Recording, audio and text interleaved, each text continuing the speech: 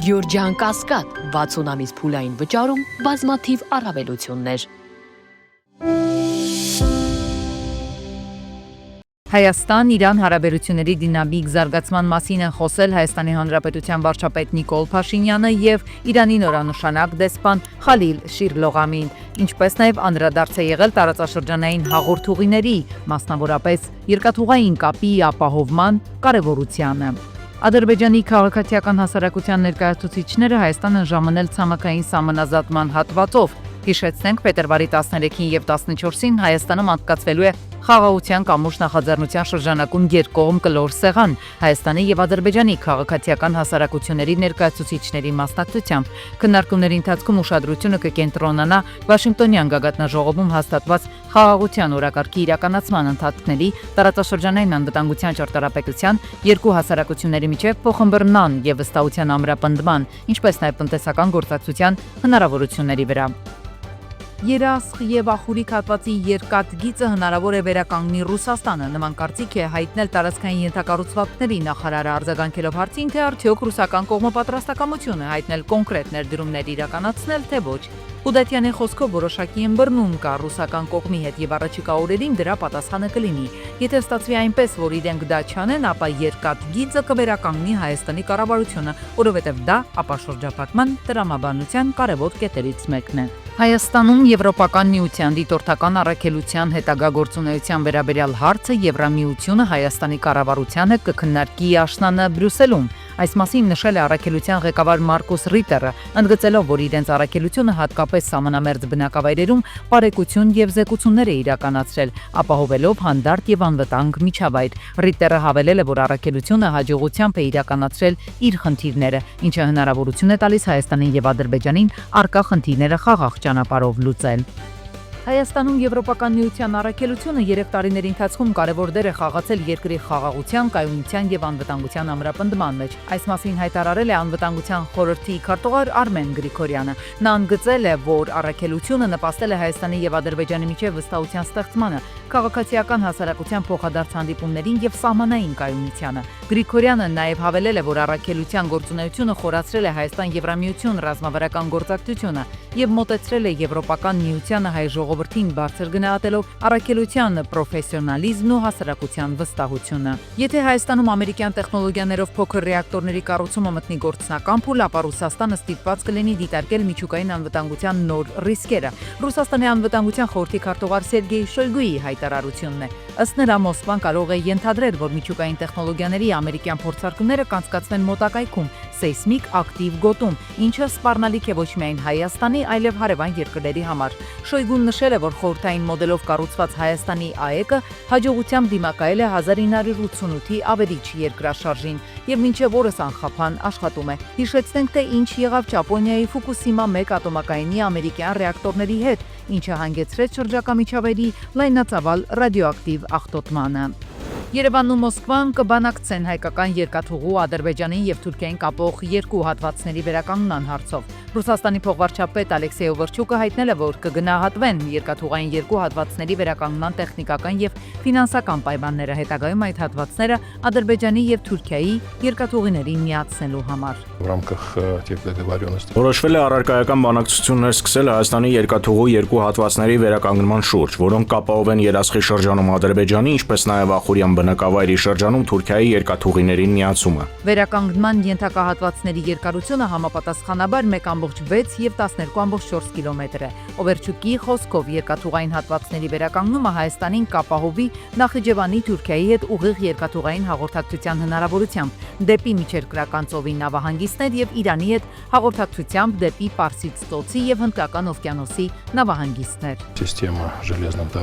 Այդ մեծ խնդրի լուծման համար աշխատանքներ են տարվում Կովկասում բոլոր խախտված ուղիների ապաշրջափակման ուղղությամբ։ Օվերչուկը հայտնել է, որ Ռուսաստանի Դաշնությունը շարունակում է աշխատել հարավային Կովկասի տարածաշրջանում տնտեսական եւ տրանսպորտային կապերի ապաշրջափակման ուղղությամբ համաձայն Ռուսաստանի, Ադրբեջանի եւ Հայաստանի ղեկավարների 2020-21 թվականներին ձեռք բերած պայմանավորվածությունների։ Ողջույն նպատակը վերականգնելով երկաթգիծը կարողանա Հայաստանի ճանապարհային կամ երկաթգծերի վրա ազդեցությունը պահպանել։ Կոմունիկացիայում ինչ որ ազդեցություն ունի, բայց իրեն չի աջակցում, որտեղ սթրեյթ իմաստն է, որ Ռուսաստանը դա որովհետեւ դերակատարություն չունենա։ Փորձագետները հիշեցնում են տարածաշրջանում Միացյալ Նահանգների, Թուրքիայի եւ Ադրբեջանի միջոցով նախագծեր իրականացնելը քաղաքական եւ ոչ թե բիզնես նպատակ է հետապնդում։ Ճիշտն ասած, մեր գործընկերներին այս հարցը ուղիղ տվել են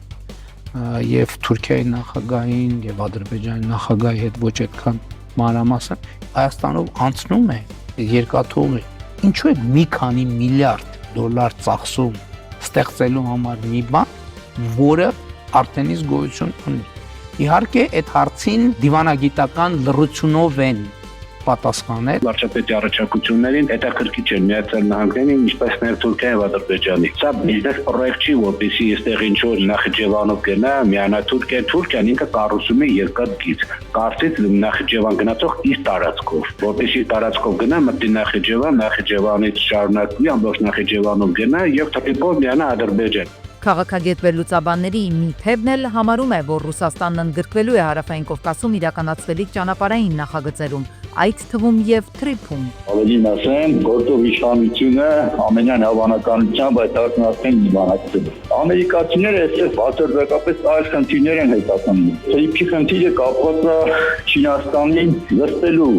աշխարհակաղակական ամերիկյան ծրագրի հետ։ Դե ուրիշ որևէ բան չկա։ Ենթադրում եմ, որ ռուսները կներգրավեն։ Եթե ստացվի այնպես, որ իրենք անեն դա շատ ավելի լավ կգնանք այդ ճանապարհով, եթե ինչ որ հարցեր խանգարեն, այդ դեպքում եթե այդպիսի հանգամանքներ լինեն, Հայաստանի Հանրապետության կառավարությունը ինքը կվերականգնի նշված հատվածներում երկաթգիծը։ Տարածաշրջանային ճանապարհների ապաշրջափակման ամբողջ պատմության մեջ ըստ փորձագետների կարևոր եւ կենտրոնական դերակատարում ունի նաեւ Իրանը։ Փորձագետները հնարավոր են համարում, որ ամերիկացիները շատ կարճ ժամանակում խնդիր են դրել լուծել Իրանի խնդիրը։ Դա կարվի ռազմական ճանապարհով թե համաձայնության ճանապարհով հստակ չէ, սակայն ըստ վերլուծաբանների Իրանում լինելու են փոփոխություններ, այդ թվում իշխանական կառուցվածքում։ 2026-ի փետրվարի 15-ից վերսկսվում է գյուղատնտեսության ապահովագրության ծրագիրը ողջ ծավալով։ Այս մասին գրել է էկոնոմիկայի նախարար Գևորգ Պապոյանը։ Ապահովագրական ընկերությունները կայցել են մարզեր եւ տեղում կկնքեն պայմանագրեր։ Կառավարությունը ֆերմերների փոխարեն կվճարի ապահովագրավճարի 40-ից 60%-ը, գրել է Գևորգ Պապոյանը։ 2025-ին Հայաստանի միգրացիոն վիճակը բարելավել է։ Ներքին գործերի նախարար Արփինե Սարգսյանը հայտնել է, որ տարվա ընթացքում մուտքերը կազմել են 5.201.747, ելքերը 5.171.270, սալդոն դրական է, ընդհանուր 30.477, իսկ քաղաքացիների համար 8.660։ Առաջին անգամ է 15 տարիների ընթացքում այս ցուցանիշը։ Սա ցույց է տալիս արտագաղթի նվազում, ներգաղթի աճ եւ երկրի ներքին անվտանգության բարելավում։ 2018-ից հետո 300 միլիարդ դրամ է վերադարձվել հիպոթեկային վարկերի տոկոսների մարման համար։ Այս մասին հայտնել է աշխատանքի եւ սոցիալական հարցերի նախարար Արսեն Թորոսյանը։ Մինչ որոշ քաղաքական ուժեր ինչ որ խոստումներ են տալիս Հայաստանի քաղաքացիներին տարբեր աշխատատեղերի բնակարանների վերաբերյալ, մենք այն ամենը, ինչ արդեն արել ենք, շարունակում ենք անել, ասել է նախարարը հրապարակելով պաշտոնական վիճակագրություն։ 2025-ին Հայաստանում ապաստան ստանալու համար Ադրբեջանի մեկ քաղաքացի է դիմել։ Ըստ վիճակագրական կոմիտեի տվյալների անցած տարի Հայաստանում ընդհանուր առմամբ ապաստան է հայցել 600 անձ։ Նրանց շարքում ամենաշատը Իրանի քաղաքացիներն են՝ 197 հոգի, ապա Ուկրաինայի 86, Ռուսաստանի 44, Աֆղանստանի 34, Եգիպտոսի 34, Կուբայի 30, Սիրիայի 29, Իրաքի 27, Նիգերիայի 16, Լիբանանի 11։ Ապաստան է հայցել նաև Թուրքիայի 7 քաղաքացի, որոնցից մեկը անչափահաս աղջիկ է, 6-ը 35 տարեկանից բարձր տղամարդիկ։ Հայաստանի քաղաքացիներն առաջիկայում կկարողանան Բելգիա, նաև հնարավոր է Բենիլյուքսի այլ երկրներ մուտք գործելու համար վիզայի դիմումը ներկայացնել առավել հարմարավետ պայմաններով։ Այս մասին ասել է Բելգիայում Հայաստանի դեսպան Տիգրան Բալայանը։ Նա տեղեկացրել է, որ Բելգիան շուտով կբացի հյուպատոսական բաժին իր երևանյան դեսպանությունում, ինչը հնարավոր է դարձել Բելգիայի խորհրդարանում ներկայացված բոլոր քաղաքական ուժերի հետ համատեղ աշխատանքի շնորհիվ։ կերկարաձգվի աշխատանքային պայմանագրերի էլեկտրոնային ստորագրության պարտադիր լինելու դրույթը։ Ազգային ժողովը արտահերտ նիստ է գումարել եւ առաջին ընթերցմամբ ընդունել աշխատանքային օրենսգրքում փոփոխություններ կատարելու օրենքի նախագիծը։ Նախագիծը թույլ է տալիս մինչև 2027 թվականի հունվարի 1-ը աշխատանքային պայմանագրեր կնքել նաեւ թղթային տարբերակով, քաղաքացիներին թվային նույնականացման քարտ ունենալու հնարավորություն տալու նպատակով։ Դա կոնկրետ անշղթելի ոստիկանության տվյալ ծառայության մեղքն է։ Դու մի կողմից պարտադրում ասում եք պարտադիր էլեկտրոնային ստորագրություն, մյուս կողմից այդ մարդկանց համար հնարավորություն չեք տվել ողջամիտ ժամկետում կարողանան ձեր կողմից կամ կառավարության որոշում, հետևաբար դուք այն ժամանակ ճիշտ չեք գնահատել ռիսկները։ ID քարտերի հետ կապված իսկապես կա դժգոհություն, որտեղ քաղաքացուն ստիպված է լինում կամ քաղիրավի ծառայությունների մատուցման պայմանագրով ընդունել, եթե ոչ աշխատանքային, իսկ դա էլ հարց է կարող ես, թե չես կարող։ Համընդհանուր ապահովագրությունը բոլորի համար նույն պայմաններով չէ։ Հայաստանի պետհիմնարկների արհմիությունն է հայտարարություն տարածել։ Եթե սոցփաթեթի շահառու չեք, ապա ձեր եկամուտը ընդամենը 300 դրամով է պակասում, բայց դառնում եք ապահովագրված, ստանալով մատչելի կամ անվճար առողջապահական ծառայություններ։ Սա հնարավոր է դառնում պետական սուբսիդավորման շնորհիվ, բայց եթե սոցփաթեթի շահառու եք, ապա ձեր եկամուտը կպակասի 6300 դրամով, քանի որ պետությունը այս դեպքում սուբսիդավորում չի նախատեսել։ Սոցփաթեթի շահառուներն արդեն իսկ ունեին անվճար առողջապահական ապահովագրություն, մինչև համընդհանուրի գործարկումը լրացուցիչ էլ ունեին 72000 դրամ գումար, որով կարող էին հանգստանալ, վարկ մարել, ատամնաբուժարան գնալ, կանխիկացնել եւ այլն։ Այժմ նրանց համար ապահովագրությունը դառնում է վճարովի, այն էլ ավելի թանկ, քան մյուս աշխատողների համար։ Բազմիցս հայտարարվում է, որ պետական աշխատողները առանց այդ էլ ցածր են վարձատրվում, սակայն վերոնշված կարգավորումներով սոցփաթեթի շահառուների համար հավելյալ ֆինանսական բեռ է ավելանում։ Որպես պետական եւ համայնքային ոլորտի աշխատողների միավորող եւ շահերը ներկայացնող արհմիություն, խնդրել ենք վերանայել վերոնշված մոտեցումը, պահպանելով աշխատողների սոցփաթեթի 72000 դրամը եւ սուբսիդավորել ապահովագրավճարը, ինչպես դա արվում է մնացած աշխատողների պարագայում։ 2025 թվականի եկամտային հարկի տարեկան հայտարարագիրը պետք է ներկայացվի 2026-ի մարտի 2-ից մինչև նոյեմբերի 1-ը։ Բոլոր Հայաստանի Հանրապետության ռեզիդենտ ֆիզիկական անձինք բացառությամբ անչափահասների հարկային մարմինը նախալրացնում է հայտարարագրերը, իսկ քաղաքացիները կարող են փոփոխություններ անել մինչև նոյեմբերի 1-ը։ 2025 թվականի սոցիալական ծախսերի փոխհատուցում ստանալու համար պետք է ներկայացնել էլեկտրոնային ստորագրությամբ վավերացված հայտարարագիր։ Մարտի 1-ի քրեական վարույթով հետապնդումներ են հարուցվել եւս երկու նախկին պաշտոնատար անձանց նկատմամբ հակակոռուպցիոն կոմիտեից հայտնել են, որ խոսքը Ռոբերտ Մելքոնյանի եւ Վալերի Օսիպյանի մասին է։ Հիշեցնենք 2008 թվականի փետրվարի 20-ից Երևանի կենտրոնում Հայաստանի ընդդիմությունը Հայաստանի առաջին նախագահ Լևոն Տեր-Պետրոսյանի ղեկավարությամբ ցույցեր էր կազմակերպում նախագահական ընտրությունների արդյունքների դեմ։ 2008 թվականի մարտի 1-ին դրանք վերածվեցին զանգվածային նանկարգությունների, արդյունքում 10 մարդ զոհվեց, ավելի քան 200-ը վիրավորվեց։ Իզմիրլյան բժշկական կենտրոնում խոզարկություններ են կատարվել առանձնապես խոշոր չափերով հարկեր չվճարելուն ու փողերի լվացմանը վերաբերող քրեական վարույթի շրջանակներում։ Լրատվամիջոցներին տեղեկացրել է փաստաբան Էրիկ Ալեքսանյանը։ Բուժհաստատության տնօրենի աշխատասենյակում խոզարկությունն ավարտվել է։ Արմեն Չարչյանի աշխատասենյակից որոշակի փաստաթղթերից բացի իրավապահները նաև գումարներ են վերցրել։ Էրիկ Ալեքսանյանը սակայն շեշտել է, որ ըստ էության այս ամենը վերաբերում է հայաստանյա Առաքելական Սուրբ եկեղեցուն։ Ագարակի սահմանային անցակետում հայտնաբերվել է 316.4 գրամ մեթամֆետամին Իրանից Հայաստան ժամանած բեռնատարում։ Այս մասին հայտնել են Պեկից։ Ձերբակալվել է 3 հոգի, որոնց նկատմամբ հարուցվել է քրեական վարույթ, մաքսանենգության եւ թմրամիջոցների ապօրինի շրջանառության մեղադրանքով։ Քննչական եւ օպերատիվ միջոցառումները շարունակվում են։ Միացյալ Նահանգների եւ Իրանի միջև բանակցությունների առաջին փուլի ամսաթիվը եւ վայրը դեռևս հայտնի չեն։ Նախագահ Դոնալդ Թրամփը լրագրողների հետ նախորդին կայացած հանդիպման ընթացքում հայտարարել է, որ եթե Միացյալ Նահանգներին այդպես էլ չհաջողվի հաջորդ ամսվա ընթացքում Իրանի հետ համաձայնագիր կնքել, ապա դա շատ ծանր հետևանքներ կունենա։ Հիշեցնեմ, Միացյալ Նահանգները ցանկանում է Իրանի միջուկային ծրագրից բացի բանակցություններում ներառել նաեւ Թեհրանի բալիստիկ հրթիռների զինանոցը, սահմանափակելու հարցը, սակայն Թեհրանը բացառում է քննարկումներն այդ խնդրի շուրջ։ Կտեսնենք, կկարողանանք նրանց հետ համաձայնության գալ, թե ոչ, իսկ եթե չկարողանանք, ստիպված կլինենք անցնել երկրորդ փուլին։ Երկրորդ փուլը շատ դժվար կլինի նրանց համար։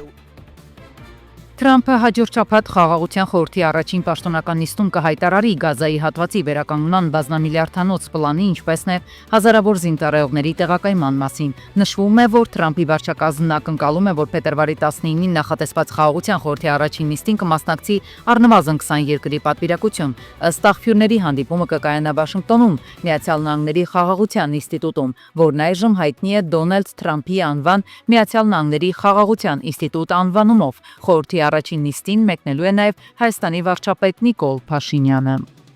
Օդեսայի նավահանգիստներից մեկում ռուսական անօթաչուի հարձակման հետևանքով մեկ մարդ է զոհվել, 6-ը վիրավորվել։ Ուկրաինայի փոխվարչապետ Ալեքսեյ Կուլեբան հայտնել է, որ Ռուսաստանի ուժերը հարվածներ են հասցրել նաև նավահանգստային եւ երկաթուղային ենթակառուցվածքներին, ներառյալ Դնեպրոպետրովսկի մարզը։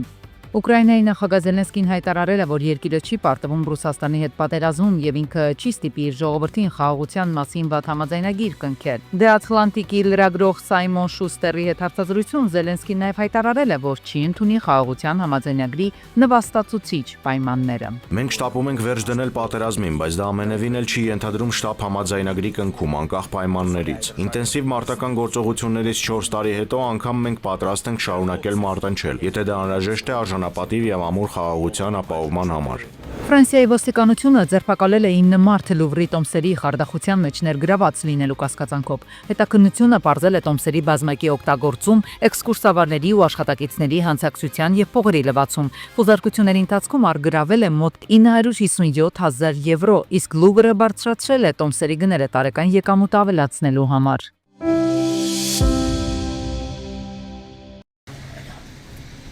Փետրվարի 12-ին ոստիկանության պարեկային ծառայության Արագածոտնի մարզի գումարտակի առաջին վաշտի պարեկները Աշտարակ քաղաքի Երևանյան, Սիսակյան եւ Գրիգոր Նարեկացի փողոցների խաչմերուկում հայտնաբերել են Toyota, որը բախվել է պատին, փլուզել որոշ հատված։ Տուժածների մասին տեղեկությունները ճշտվում են։ Պարեկները պարզում են ավտոմեքենայի սեփականատիրոջ եւ արդյոք վթարի հետևանքով տուժած կամ տուժածներ կան թե ոչ։ Պարզվում է նաեւ վարորդի ինքնությունը։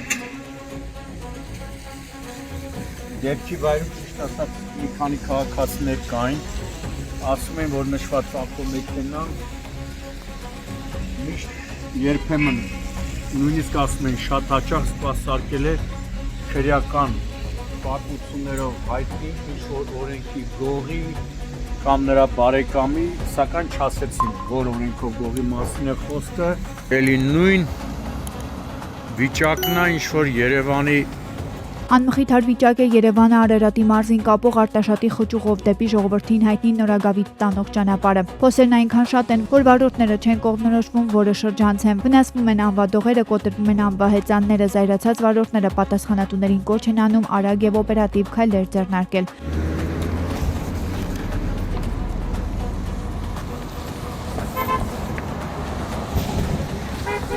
Այս ճանապարհը 2 տարի առաջ հիմնովին ասֆալտապատվեց ու ասում են 10 տարի դաժե ոչ թե փոս, այլ ասեղի անցքի չափ փոս չլինի, բայց յուրդը բլի ասեղ խրամատներ վարորդները պարտաճանաչ գույքը հարկը վճարեն, որ հետո նման իրավիճակներում հայտնվեն։